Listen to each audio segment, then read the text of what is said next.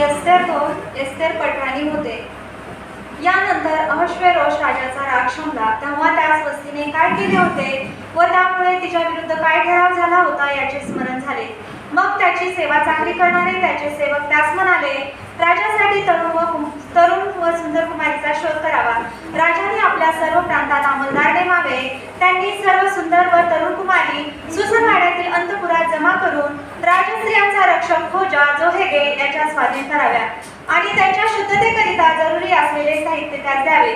मग त्यापैकी जी कुमारी राजाच्या मनास येईल ती वस्तीच्या ठिकाणी राजाची पटराणी व्हावी. ही गोष्ट राजास पसंत पडून त्याप्रमाणे त्याने केले. सुसन राजवाड्यात मर्दकै बिन याईर बिन शमई बिन कीश या नावाचा एक बान्यामिनी यहुदी होता. बाबेलचा राजा नबुकदनेस्सर याने यहुदाचा राजा यखन्या याचबरोबर जे लोक येरुशलेमाहून पकडून नेले होते त्यापैकी हा एक होता. त्याने आपल्या चुलत्याची कन्या एस्तेर हिचे पालन पोषण केले होते. तिला आईबाप नव्हते. ती मुलगी सुंदर व रूपवती होती. तिचे आईबाप मेल्यावर मर्दकयाने तिला स्वतःच्या मुलीप्रमाणे सांभाळले होते. राजाची आज्ञा व त्याचा ठराव प्रसिद्ध झाल्यावर बहुकुमारी सुसनवाड्यातील हेगेच्या हवाली करण्यात आल्या. एस्तेर हिलाही राजमंदिरातील स्त्रियांचा रक्षक हेगे त्याच्या ताब्यात दिले. ती तरुण स्त्री त्याला पसंत पडली व तो तितपर प्रसन्न झाला.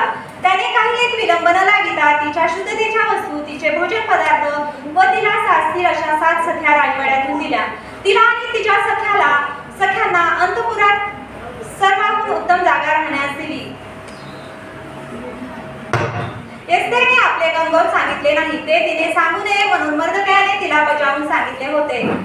एस्तेर कशी आहे व तिचे काय होणार हे पाहण्याकरिता मर्दकय रोजच्या रोज अंतपुराच्या अंगणासमोर फेऱ्या घालीत असे.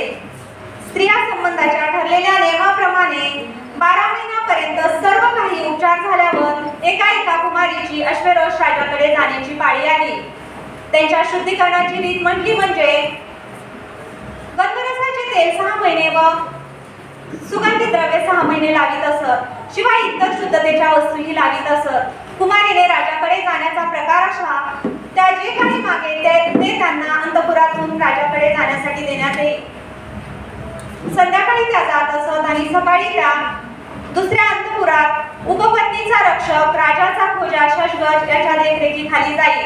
राजाने पुन्हा तिजवर प्रसन्न होऊन तिचे नाव घेऊन बोलविल्या वाचून पुनरपी ती त्याचकडे जात नसे. मर्दकयाचा चुलता अबीहैल याची कन्या एस्तेर, जिला मर्दकयाने स्वतःची मुलगी म्हणून सांभाळले होते, तिची अश्वेरोष राजाकडे जाण्याची पाळी आली. तेव्हा स्त्रियाचा रक्षक राजाचा खोजा हेगे याने जे काही तिला देण्याचे ठरविले होते त्याहून अधिक तिने काही मागितले नाही. ज्याने एस्तेरेस पाहिले त्या सर्वांची तिजवर कृपादृष्टी झाली. ही एस्तेर अश्वेरोष राजाच्या कारकिर्दीच्या 7व्या वर्षी 10व्या महिन्यात म्हणजे तेबेत महिन्यात राजमंदिरी राजाकडे आली. राजाने एस्तेरवर इतर सर्व स्त्रियांहून अधिक प्रीती केली आणि वरपड सर्व कुमारीहून तिजवर त्याचा अनुग्रह व कृपादृष्टी विशेष झाली.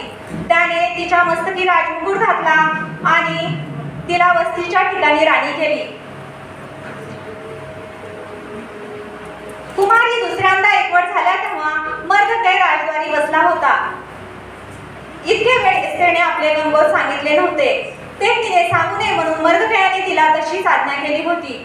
एस्तेरच्या मर्दकयाच्या येथे पालन संगोपन होत असता ती जशी मर्दकयाची आज्ञा मानली त्याप्रमाणे तिने ह्या समयी त्याची आज्ञा मानली.